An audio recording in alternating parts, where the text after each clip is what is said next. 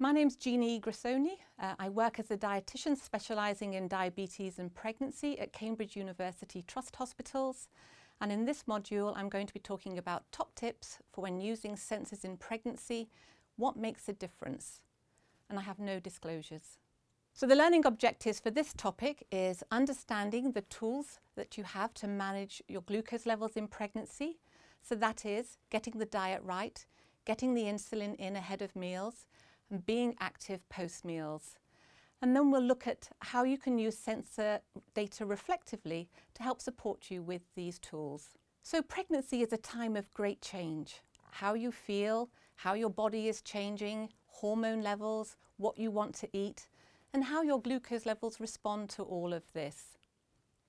As you can see in this slide here, that most women find that their glucose are more variable during pregnancy, typically swinging up much more post-meal, dipping mid-meal, and this can be challenging.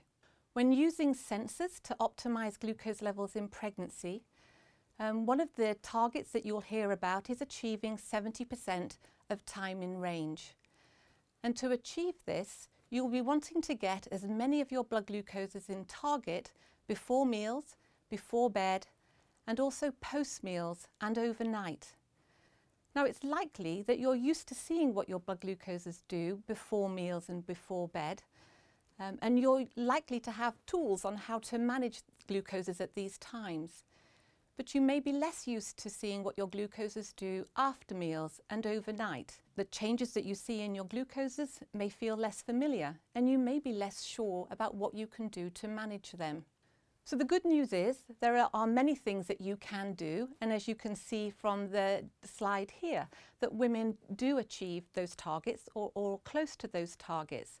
Some of the guidance we're talking about has been gained through research that's been done, but a lot of it has been gained from the many pregnant women who have gone before you, and what they have learned works well for them. So let's start with the diet. So carbohydrates will continue to be the main food that impacts your glucose levels and should be the main focus. We mentioned earlier that most women in pregnancy find that their glucose levels swing up much more during pregnancy. So choosing carbohydrates that are slowly digested, slowly absorbed, can really help minimize that peak post-meal. So choosing carbohydrate types that are least processed. So boiled potatoes rather than processed potato products such as oven chips or French fries. Choosing high fibre varieties of carbohydrate foods such as whole wheat or whole grain breads rather than white breads.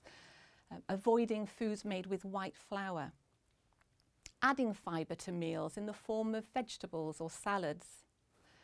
Choosing foods that have a naturally low glycemic index. These are foods that are naturally slowly digested, slowly absorbed. So foods such as basmati rice rather than short grain rice, sweet potato, new potatoes.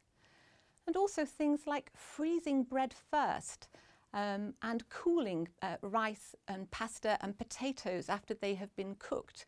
You can reheat them later, but that cooling and freezing process makes the carbohydrate less available. So again, helps limit that post-meal rise.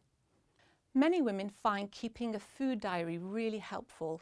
It helps them link the food choices they've made with how their glucoses respond afterwards. So they can see where their glucoses are in range, what's working well, and they can look at the times when their glucoses are perhaps not where they want them to be, and they can reflect on the food choices they've made and perhaps where they need to find an alternative. So in the example here, it wasn't until this pregnant woman kept a food diary that she was able to associate the refined carbohydrate choices with the times that her glucoses were out of target. Until then, all she saw were those red blocks of high glucose and wanted to increase her insulin doses, and that just created problems with hypos later. Also looking at the carbohydrate quantity, the amount that seems to work well for most women is between 150 and 200 grams of carbohydrate a day. Women who are eating more than 200 grams a day tend to see more glucoses out of target. And in the same way, it's not helpful to eat too much carbohydrate.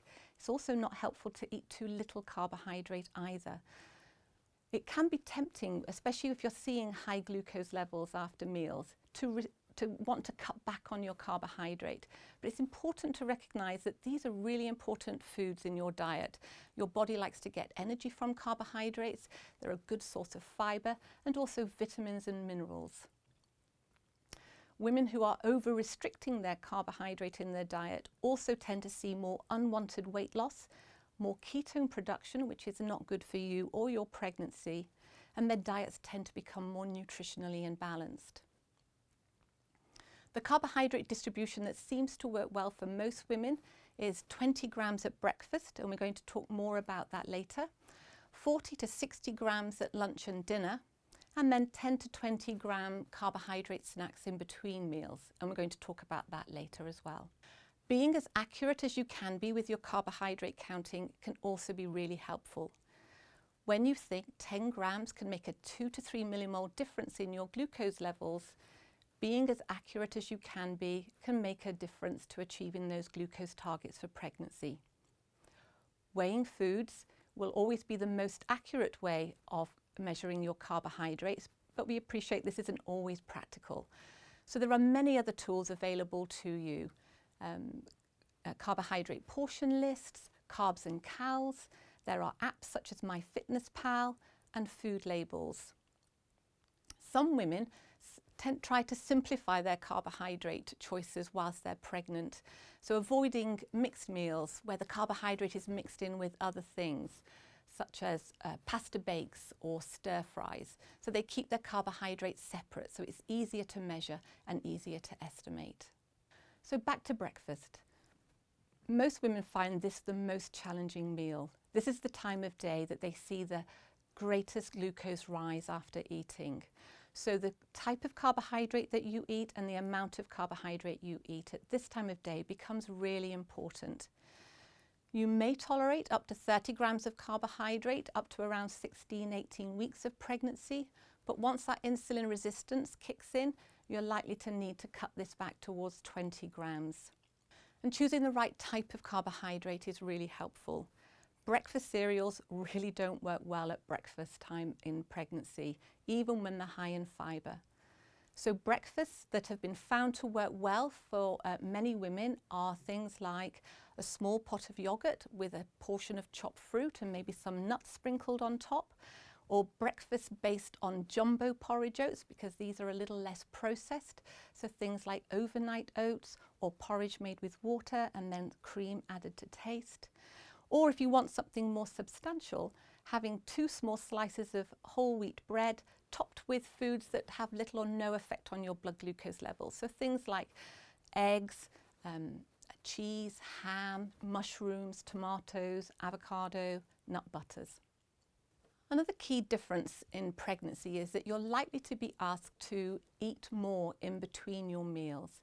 And this can be helpful for a number of different reasons. If you're not going long stretches of time without eating, it means that you don't build up that hunger. So when you come to your next meal, it's a little easier to keep that carbohydrate portion more restricted. So it helps with hunger. We also know that when you spread the carbohydrate out in smaller amounts more frequently across the day, it really helps level out those glucose levels. I mentioned earlier about how glucoses tend to rise much more post-meal, and the amount of insulin that you need to manage the glucose at 1 hour, keeping it under that 7.8 limit, can then be too much at an hour and a half, 2 hours, and increase your risk of having a hypo later on. So having a small carbohydrate snack at an hour and a half, 2 hours after a meal, or even splitting a meal can be really helpful. So for example, if you were having a sandwich with a fruit at lunchtime, taking all the insulin for the sandwich and fruit before you eat, but then saving the fruit and having that an hour and a half later, can just help level out those glucose levels. The other useful aspect of using sensors is that not only do you see what the glucose is at the time, but you also see the direction it is heading. So if you see glucose is at the lower end of the target with arrows down, This might mean that you're heading for a hypo. So having a small carbohydrate top-up snack can be helpful to avoid that hypo from happening. It's useful to remember that 10 grams of carbohydrate will raise your glucoses by 2 to 3 millimoles, so you may only need 5 or 10 or 15 grams of carbohydrate to turn that glucose around. So what are healthy carbohydrate snacks? Foods such as a small portion of fruit, a small pot of yogurt, a couple of whole wheat crackers or crisp bread with a protein topping, 200 ml of semi-skim milk can all be good choices to make. But there may be times when you're just hungry and you want to have something to eat, but you don't want to add to your glucose levels. So it's useful to keep a supply of carbohydrate-free snacks at home that you can have when you just feel hungry. So things like nuts or vegetable sticks with dips such as hummus or salsa or cream cheese, boiled eggs, cherry tomatoes, cubes of cheese. A recent study looked at the food choices that pregnant women made, and what they found was that when women were choosing snacks, that 40 to 55% of them came from more refined carbohydrate choices such as biscuits, confectionery and pastries, and as little as 5 to 20% came from more nutritious choices such as fruit. And this might be for a number of reasons. It may be when reaching for a snack to avoid a hypo, you might be thinking a more refined choice will be more helpful to you. Or it may be when you're grabbing something quickly, you're not thinking about it as much. Or it may be when you're away from home, those more nutritious snacks just aren't available. The trouble is, when you have these more refined carbohydrate snacks, they just feed that swinging glucose profile that we saw earlier. So the message here is try to be prepared. Make sure you've always got some healthy, nutritious snacks at home and in your bag when you're out and about. Now this slide, although it's made in jest, is a good reminder that your baby sees all that you eat. And so by making healthy choices, you're creating the best environment for a healthy pregnancy and a healthy baby. So moving on to some additional tools. One of the things that we know is that when pregnant, insulin is absorbed more slowly. So to target getting that post-meal glucose in range, you really need to get your insulin in ahead of your meal. At the beginning of pregnancy, the guidance is to bolus your insulin 15 to 20 minutes before eating. But as your pregnancy progresses, your insulin absorption will slow. And so you're likely to need to extend this to 30, 40, and maybe even 60 minutes by the end of your pregnancy. So it's useful to try and think about your day, try and plan your day so you can time your meals and time the bolus of your insulin. So maybe thinking about when you're due to eat your lunch and set a timer on your phone to remind you to give your insulin beforehand. Breakfast can be particularly good for doing this. So having your insulin as you get up before you have a shower or get ready for the day, and that gives you some space between your bolus insulin and having your breakfast. But we know it's not always practical to do that. So there may be times when you can't give your insulin before you eat. So there are other things that you can do. If the meal allows it, then eat the carbohydrate part of the meal at the end of the meal. And then at least that gives chance for that insulin to be absorbed before the carbohydrate part of the meal hits your system. Another tool is being active after eating. So the good news is your active muscles continue to be just as effective at taking up glucose throughout the whole of your pregnancy. And going for a walk or being active after your meals can really help limit that post-meal rise, and it can make as much as 2 millimoles difference to your glucose. This doesn't have to be a sport, it can just be going for a walk or being active around the house. So again, think about your day, think about what your options are, maybe at work, and can you plan your day so you can factor in some activity after eating. The important thing is to not sit. Another useful tool is bulking up meals with extra protein. This helps you meet that additional need for protein to support a healthy pregnancy. We also know that protein helps you feel fuller for longer. So if you've had to reduce the size of your meals to help with your glucose management, eating extra protein can help you feel fuller for longer and help manage that.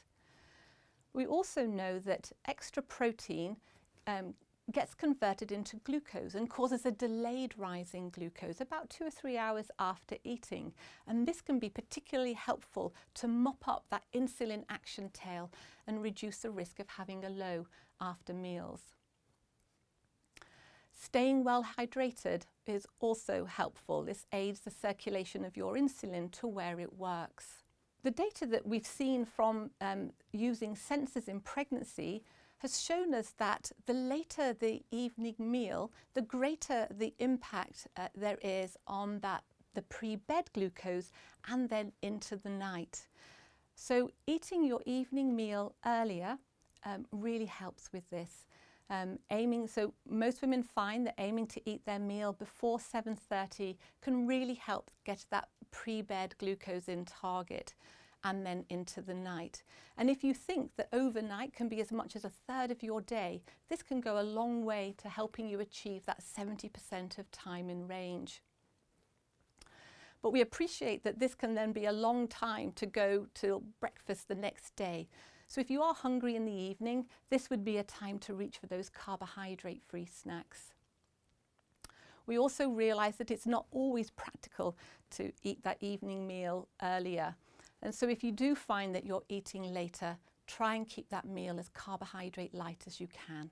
So a short word on morning sickness, because this can be a real challenge. You might find that the foods that you're able to eat don't fit with the foods that work well for your glucoses. So make a list of the foods that you can manage and go through this with your healthcare team to come up with the best eating plan that you can. You might also feel a little nervous about giving your insulin before you eat if you're worried about being sick. The thing to know is that your glucose is still going to rise even if you have been sick. So if you can get some insulin in before your meals, this will at least help. So even if it's just 1/3 to 1/2 of the insulin, and then give the rest later when you're confident you're going to keep that meal down. Women also find that if they eat regularly, this helps with those symptoms of nausea, and we know that that will also help with your blood glucose management. And women whose glucoses are stable also tend to find they suffer less with morning sickness symptoms. So we've talked about all the tools that you can use to manage your glucose levels. So how does a sensor fit in with this? So sensor data works well when used reflectively, looking at where your glucoses have been in target and what you have done and what's worked well to reinforce that, but then also looking to see whether glucoses have been out of target and perhaps what you need to focus on and see what you can do differently next time to get those glucoses into range. So we've got some examples here. In this example, the glucose has risen above target after the meal and then has stayed high. So things to think about are, with regard to diet, how accurate was the carbohydrate counting? Did I underestimate? Thinking about insulin, have I got to a point in my pregnancy where I need to extend the time between bolusing the insulin and eating the meal?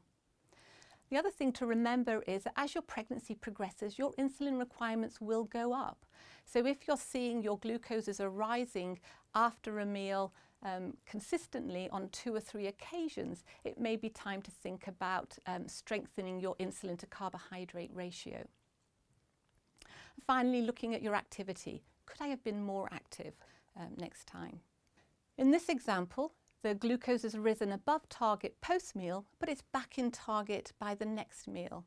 So things to think about here are carbohydrate choice. Was it a little more refined than recommended?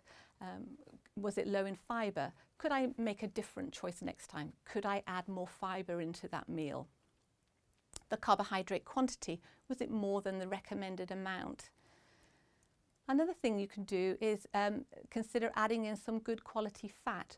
We know that fat delays your stomach emptying, and so delays the carbohydrate hitting the system, and so it can really help flatten that glucose response after meals. So choosing an oily fish rather than a white fish, or adding in some olive oil if that's practical, can help.